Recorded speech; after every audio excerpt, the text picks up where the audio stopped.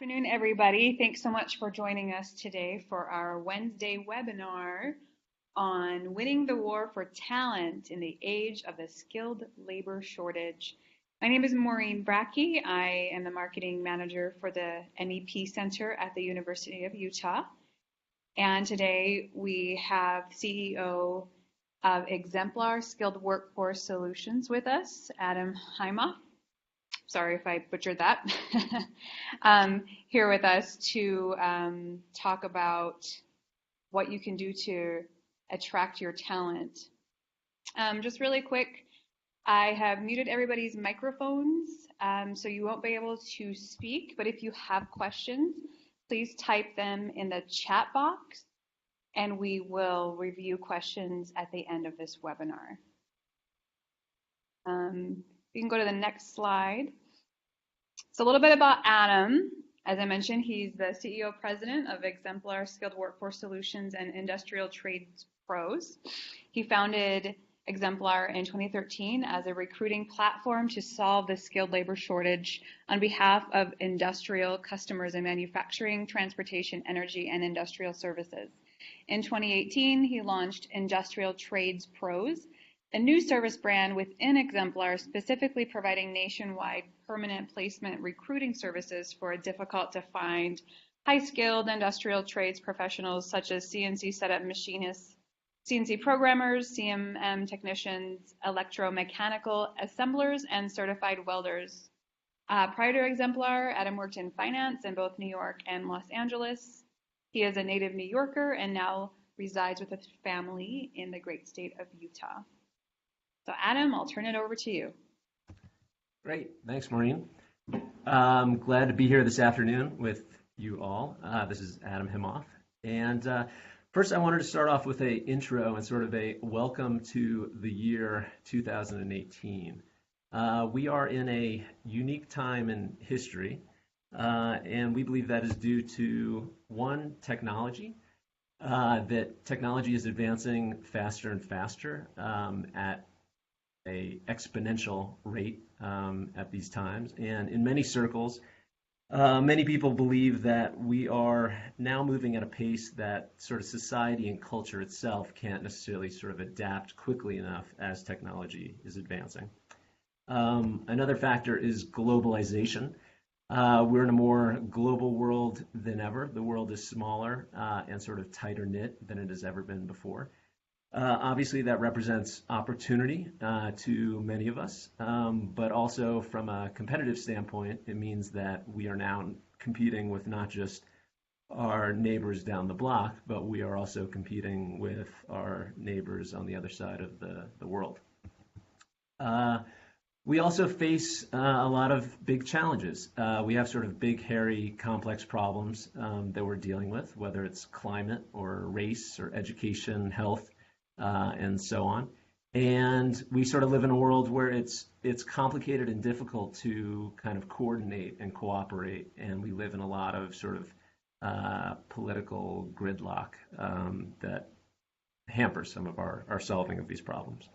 So let's move on to the introduction of our bad guy here, the opponent. So this sort of green-eyed monster here is the skilled labor shortage. And we at Xemplar view the skilled labor shortage as having the potential to be sort of the defining resource constraint for industrial businesses here in the 21st century. So today we're going to talk about that challenge, sort of where it comes from and the nature of it, and hopefully give you guys some perspective on it. And then we're also going to talk about some ways that we can sort of beat this bad guy back. So let's start off with sort of what's at stake here. In our businesses, we are all sort of striving towards, many shared outcomes and desires and goals. One of those is profit in our business. Another is the growth, sort of the maintaining where we are or growth of our business. Another is the strength of our brand and reputation, out in our markets. Another is advancing the quality of the product and or service that we're offering in the market. And then the last is our ability to sort of avoid or dominate our competition in our markets. For these outcomes to be possible, our businesses need resources to achieve them. Some of those resources are capital, which is basically our access to the funds necessary to deliver our service or provide our product. Then there's technology. There's these systems, process, and automation needed in our business to deliver our service or product. And then there's the people. Those are the folks that we need in order to do the same, deliver the service or product to the market. And those can be our production workers, those can be our skilled tradespeople, they may be managers, they may be executives, accountants, and so on. If we lack any of these resources, then our business becomes constrained, and our ability to achieve our goals also becomes threatened and constrained. So let's talk about the challenge itself. We can dig into the current state of the labor market. So we all sort of know the headlines that unemployment is at a record low, a 16-year low nationally. The current unemployment rate is 4.1%. In Utah, the current unemployment rate is 3.3%, even lower. And we also know that within our higher skilled positions, the unemployment rate is nearly zero, or what we call frictional, which means that all the qualified workers are working, they're in jobs, or they're in the process of transitioning from one job to another. But in essence, there's not a supply of qualified candidates sitting on the sidelines ready to take our positions. If the problem was just unemployment, then we could basically view it as temporary or cyclical. But in this case, what we're encountering is more of a demographic crisis. So we know that the baby boomers make up a significant portion of our manufacturing workforce. In fact, the data shows that the median age within a manufacturing company is 45 years old, and the median age within a metal shop is 48 years old. So just let that sink in for a moment. And these baby boomers are now headed towards retirement, sort of at the pace of 10,000 retirees per day. So those folks are going to need to be replaced in some form or another within our businesses. Then there's Generation X, which never was a large portion of our workforce.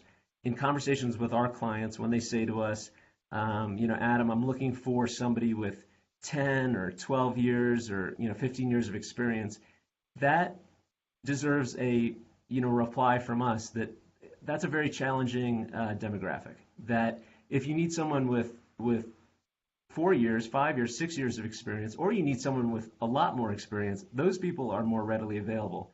But that sort of middle Generation X demographic is a very small part of our workforce.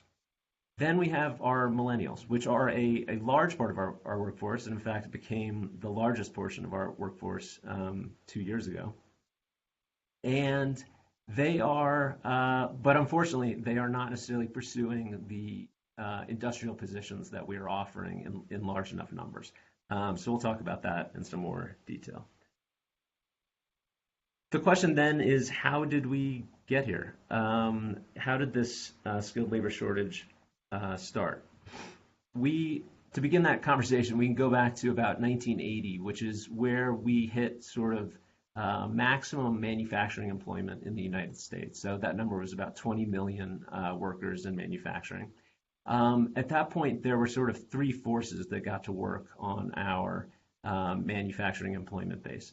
The first was automation. And I would just point out here, we don't judge any aspect of any of these forces, they just are. So there's automation, which essentially was a significant improvement in labor productivity, where the same worker could do a significant amount more work, or we could do the same amount of work with fewer workers. Additionally, there was the offshoring of manufacturing production to regions around the world that had a very low cost of labor, such as China. And then thirdly, there was sort of the general excitement about the advent of our, kind of service economy. And this sort of promise of, kind of clean, white-collar jobs for everyone. Part of this was supported by the, for-profit education industry, which really sort of pushed the idea that, with a bachelor's education of some sort, that a lot of opportunity could be achieved for workers. We know that some of those promises have not come to fruition, where a lot of debt has been incurred and a lot of those degrees have not added significant value to people. This sort of combination of forces had the result of creating a sense of sort of, lost opportunity in industry and in manufacturing.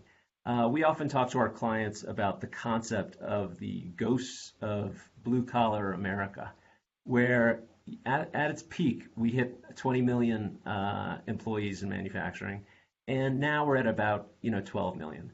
And so if none of this had happened, there's sort of the notion that all those 8 million fathers, mothers, aunts, uncles, neighbors that could have been there to sort of inspire our millennial generation to take these blue-collar jobs, they were never there.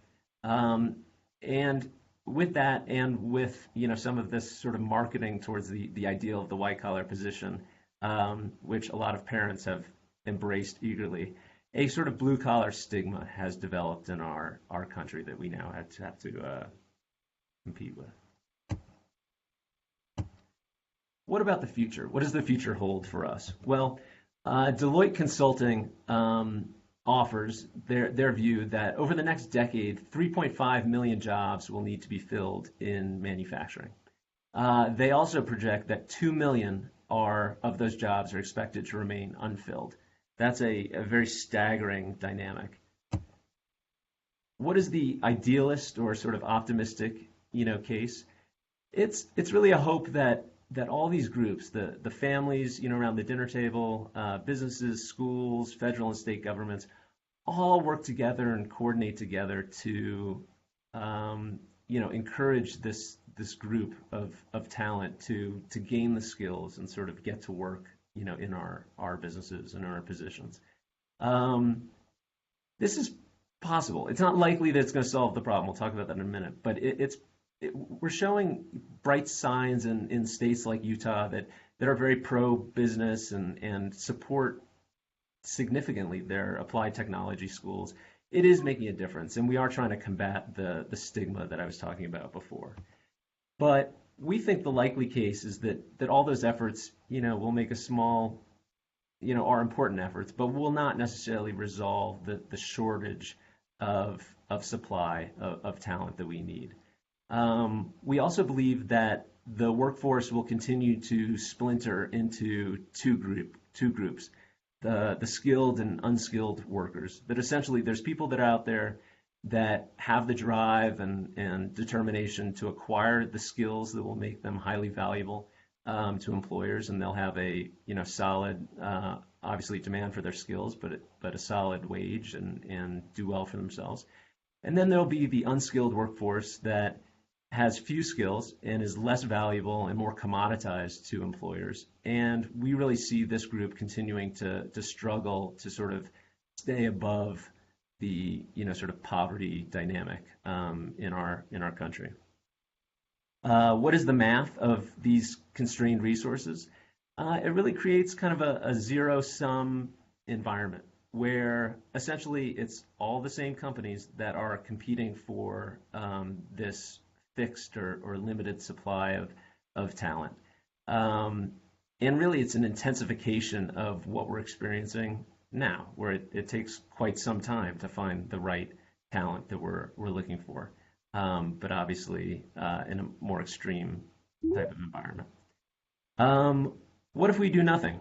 It's one of those dynamics where doing nothing is sort of a decision, in and of itself, and it's kind of watching, certain workers within our organization retire and move on. it's trying to do, sort of the same old thing and hope that it continues to work, but in a tighter and tighter supply environment. And it's watching your competition most likely engage in new initiatives to attract talent. And in some sense, we view it as, a company sort of taking responsibility for their portion of the 2 million unfilled positions over time. And in some capacity, sort of allowing their business to fade over time. That is the less, is a bit more bleak side of the discussion. What is the opportunity? There's sort of two areas of discussion here. One is that workers out there, these skilled workers, are looking for what we are in fact offering. They want financial security. Without it, life is chaotic and stressful. They want to find a home. This concept we have a lot of discussion about because there's sort of these cracks about the millennial generation and how they love to hop from one job to job. We view it more as a symptom versus a desire to hop from one job to job. And in our conversations with our high-skilled, experienced millennials, that's not a goal of theirs. It's stressful to look for work constantly and have imbalance, chaos in your life. And so the goal in general is if you can find the type of company that you would want to stick with, these employees want that as well. Then there's a sense of sort of pride and work and to be appreciated. This also is hugely important. We believe it is something that workers have the right to demand in their jobs. And then in general, we say like in careers that whether it's a steep career development or a flat career development track, we think that there should be something, these workers would like something in their work to feel like they're progressing in their lives. So what's the second area of opportunity? It is that many employers, for one, are not listening to this webinar today, but it's likely that your competition out there is sort of stuck in an outdated mindset. And what we're seeing is that in conversations with these high-skilled workers, they give us the feedback that despite the fact that they are in such scarcity and demand, they are sort of surprised that businesses are not trying to treat them better. And people come to me and they say, Adam, your job is to headhunt people off of one company and stick them in another. And my response is that there are so many unhappy workers out there that are being mistreated by companies that they come to us basically expressing that they are just looking for something better, a better situation. And we think that's an opportunity. So how is this manifesting in companies? One is this concept of we don't know what our culture is. We don't have culture. We're going to talk about culture in a minute, but that is, sort of a weakness in these companies that they don't know why they're special. They don't know why they're important. Another is just sort of weak benefits. Obviously, benefits are major in the news these days. But weak benefits comparatively to other competitors shows that your business cares less about the people who are working for you. Then we have this concept of treating employees like equipment. It's sort of a holdover from the 1980s and 1990s mindset, but it's this notion that, financial capital, equipment, capital in your business is sort of the same as human capital, and it's all a sort of path towards, profit in the business. We think that if you're not talking about team and you're not talking about your corporate family, then that kind of mindset is very dangerous in this type of environment. And then lastly, we have sort of an outgrowth of the treating employees like equipment, but is this sort of national obsession with temp services or contract employees. We initially offered a version of those services to our clients, and we were able to observe firsthand the effects of it. that it is very seductive to an employer to use those services because it de-risks a lot of your employment relationship. But the reality is that you shift that risk onto, yes, the staffing company, but also onto the employee themselves, that they are treated like a second-class citizen within the company. Their future employment is not guaranteed. And essentially, in the conversations we have with our, sort of most qualified candidates, that they are just not going to have it anymore. They're not willing to consider those offers and those positions. And that creates a very significant limit on any company's access to high quality talent. So our view is that to succeed in this environment, that you have to become a super employer. And what is a super employer? A super employer is a concept that we've developed at Xemplar, and we define it as a business whose employees are thrilled to work for it, which creates a positive advantage for the business within all of its internal and external relationships. What are some examples? So some examples are Southwest, Zappos, Google. These are all companies that are recognized widely as great employers that people really want to work with. We don't put those examples up to scare you away from this concept entirely. I would emphasize that this concept of a super employer is really a spectrum, where on one end of the spectrum are all the garbage companies that nobody wants to work with that are likely to be out of business in the next year or two. And on the other end of the spectrum are these guys. We would encourage any movement in the direction of these examples of those super employers can make a significant benefit to your business. And some of those advantages are that it makes it easier to find and retain employees, that you'll generate happier and more productive employees, which makes a significant difference in terms of output and profit within your business, that it'll create a stronger brand for you that will not only give you access to better employees and candidates, but also better clients, suppliers, and partners within your business. And then lastly, in what we're talking about today, it'll allow you to beat your competition and this skilled labor shortage. So how do we go about becoming a super employer? It's relatively easy in that you can start on it today just by utilizing 4 of the secret weapons that are used by super employers. Those are culture, position design, something we call TMC, or training, management, and career development, and lastly, recruiting. And all those things work together, and we're going to go through them in some detail. But first, before we do, we're going to lay out a 5th secret weapon, which is one that I typically introduce separately because it's more about process and operations than it is about people. Here are our 4 secret weapons. And the 5th is SPA, or Systems, Process, and Automation.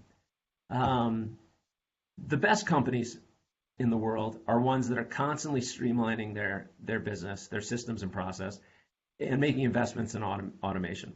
The benefits of that are that any of these changes can create a long-standing, lasting improvement in your business. It's not a one-time shot. We also encourage it because from a people standpoint, that the more you create great systems and process and automation, the more you limit your need for low-skill, less reliable labor within your business. With clients we work with, when they are looking for low-skill, high-quality people, that's an extraordinarily difficult demographic to hire and identify. It's possible, but there's a small group of those people. So any of those automation improvements or process improvements that can be done in the business benefit your recruiting criteria and your recruiting process. Additionally, those sort of improvements in productivity also allow you to generate more profit and reward your higher skill workers appropriately. And lastly, we encourage, this sort of process improvement mindset that can become sort of a permanent fixture within your business. And it's being used in manufacturing, it's being used in software, it's being used in NGOs all over the place to basically create higher performance businesses. So back to our first secret weapon, we have culture. What is culture? It's what makes a great company great, and it's essentially who you are. It's why you're special. We view culture as sort of the answer to these three questions. What makes your business unique from your competition? Why should someone come work for you? And why does your business matter to your employees, your community, and the world? We see all kinds of businesses, and some make incredibly unexciting products, widgets, or whatever it may be. But there's always the opportunity to dig into why that product matters. What impact does it make on the world? How does it improve the lives of the customers that you sell that product to?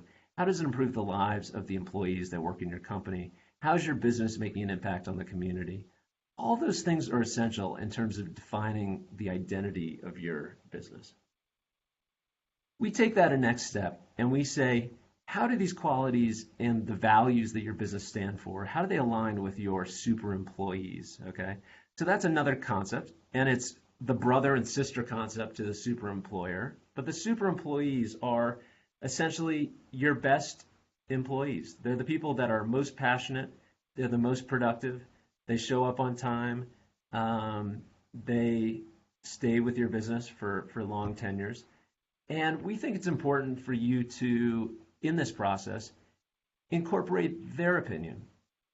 Go to them and ask them what makes these three questions. What makes the business unique? Why do they stay with it? Why do they get out of bed to come to your facility every day and work for your business?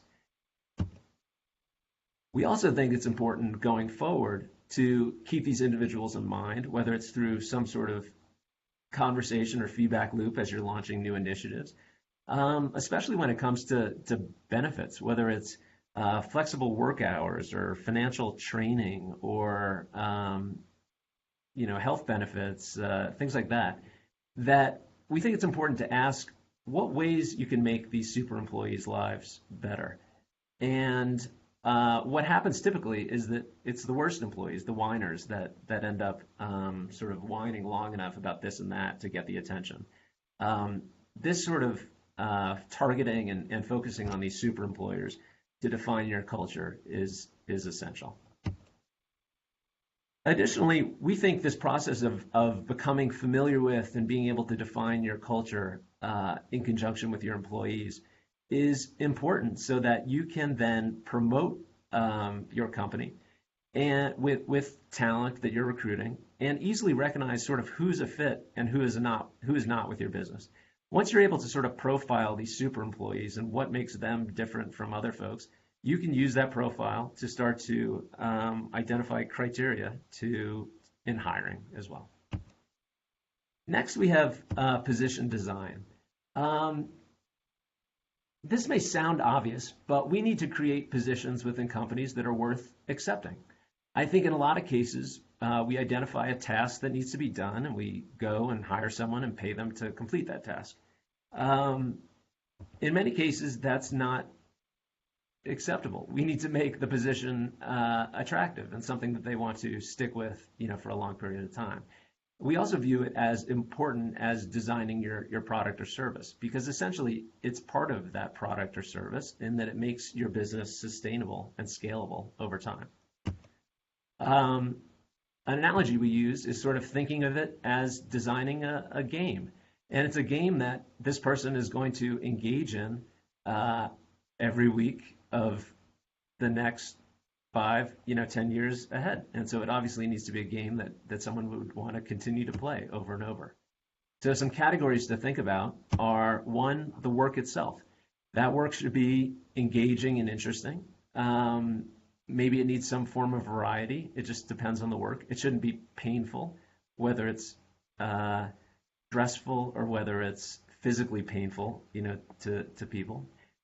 These are all things that we need to think about. Then compensation. We don't advocate that our clients or other companies overpay employees. And in fact, when you look at the research of why workers love an employer or stay with a job or leave a job, it's not generally because of pay. It's because of other factors of how rewarding the job is, personally to them. Our goal is that we think companies need to pay enough. They need to be aware of what the competition is paying employees, and they need to pay enough to those individuals to sort of take that issue off the table. The same thing with benefits, that essentially we think that companies must offer the benefit basics. And those involve, again, some competitive research of what other folks are offering. But also it's, again, that conversation with the super employees where we're trying to limit the sort of risk of calamity that these employees face, whether it's health issues or family issues or vehicle issues or flex hour, schedule issues. Any way you can help these individuals sort of solve issues that can come up and sort of sabotage their success are of value and worth considering. Bonuses, we think that they should be fair, and we'll get back to fairness, but they should be fair and they should make sense to the employees. They shouldn't be overcomplicated or feel impossible to achieve. Shifts and flexibility. We have found through experience that the bad shift, quote unquote, is really one of the most significant reasons that employees will opt to change positions. It's just something that employers need to be conscious of. In a lot of ways, these are situations where an employer has promised that over a certain period of time, something would change. It's, again, just an area that needs to be considered carefully. Then metrics. That in terms of this game, there's no point of having a game if there's no scoreboard or sense of achievement or performance. And so we need to track things that actually matter, that the employee has control over, and that he or she can improve over time. Then lastly, we have the design of a career track. And again, it comes back to, should it be a steep development track? Should it be a relatively flat one? And there are all kinds of shapes and sizes of employees out there that want that, are super ambitious and want that steep, career development track. Others don't need it as much. But in general, it's important to provide some sort of path through your company over time and a sense of achievement for the employee. Next, we have our TMC, this training, management, and career development. And this is really where the rubber meets the road for your culture and position design. This is the place where, as we implement and execute those elements, that we see that you are keeping your promises and it's working. The first element is training. That training is highly valuable in that it increases the value of employees within the company, and it takes pressure off of your recruiting criteria again. That if we can hire someone that does not have the exact experience that we need, but they have something very relevant and applicable and can train them into it, then obviously that helps increase the size of the pool that we can recruit from. Then management. This is a sort of culture check of our management against this culture we've developed. Do they embody it? Do they fit with it? Are they fair? Are they compassionate? Are they just, within the business? Those are elements that, I often think about in our own home as being important, but they're also important within the work environment. And lastly, on feedback, can an employee's voice be heard? This sort of act of listening and feeling that you're being listened to is very compelling for employees. But also, as we talked about, that feedback is also very valuable to the business. And lastly, this career development piece, where is there opportunity? Do you keep your promises? You've designed it a certain way. Are we sticking with it? Are we being as meritocratic as we should be? Are our managers playing favorites in terms of who they promote or not? And lastly, how do we measure success or failure in these categories within the business? Do we have a checklist that we use against our company values and those kind of things?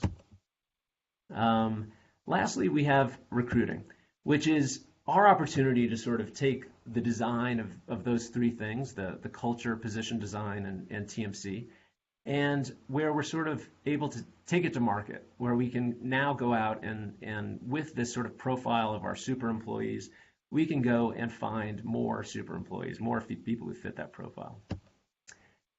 Here's some elements that we emphasize within recruiting. One is this idea of being unique. Make sure that you're special. Again, back to culture. Why should people come work for you? There's too many businesses out there that are all the same and they're not special. So make yourself stand out. The next is standards. It's relatively easy to lower your standards. But as we say in our business, you are who you hire. That essentially you define the values of your business in the type of people that you let into your business. So not only can hiring, poor quality people seriously impact your productivity and profitability, but it also immediately impacts your morale within your company. That your employees look around and they say, wow, okay, we're that kind of company. We're going to allow those kind of people in, and those are the kind of people that I'm going to have to work with. That can seriously hurt your business over the long term. The next is designing a great recruiting process.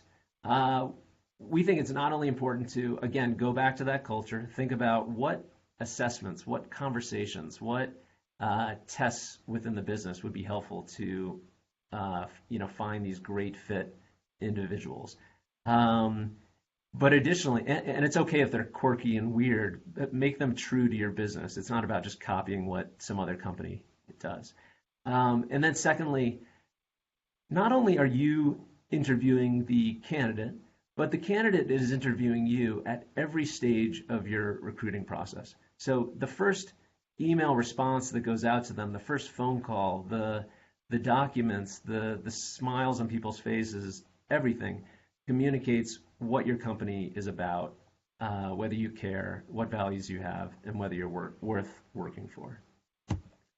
And lastly, we just add that in hiring, there's often a lot of different service providers involved, and hiring is not easy, and there's a lot of different choices that you need to make. And so whether it's software you're choosing to use or a staffing company or recruiting company, we encourage folks to use services that can act as an extension of your values and your culture. That if you're going to use a lower quality sort of garbage partner, that's going to reflect very poorly on your business as well. And repeat. This whole conversation is really about a cycle.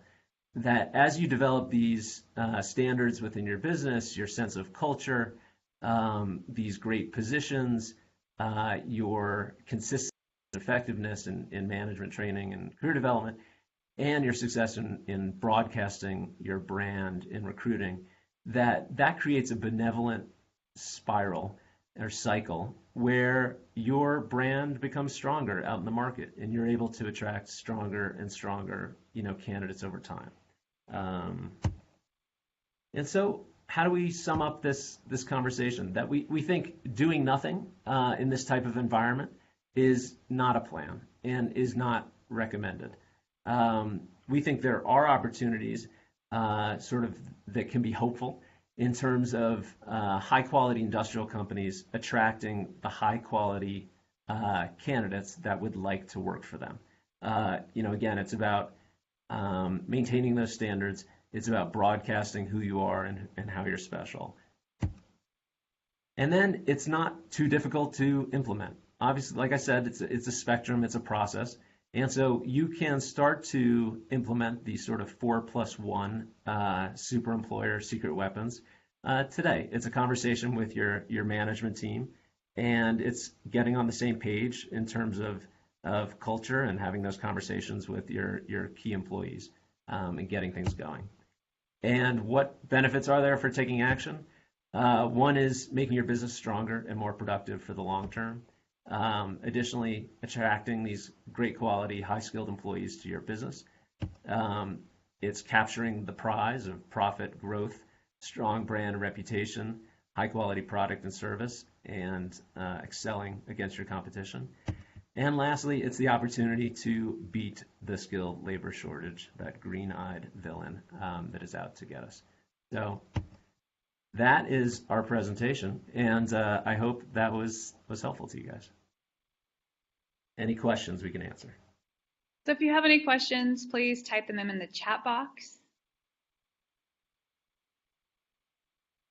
And while you're thinking of questions to ask, this webinar has been recorded and will be posted on our mep.utah.edu website as well as our YouTube channel.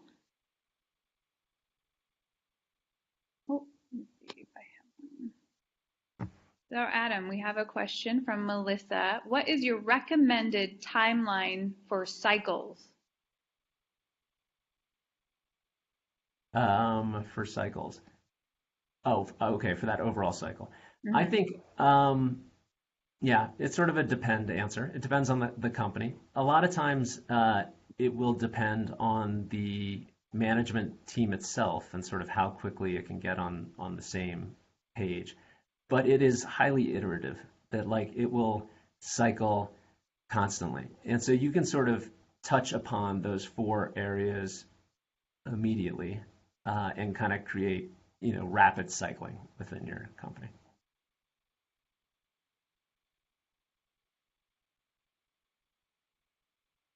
And Adam just turned to the slide with our contact information.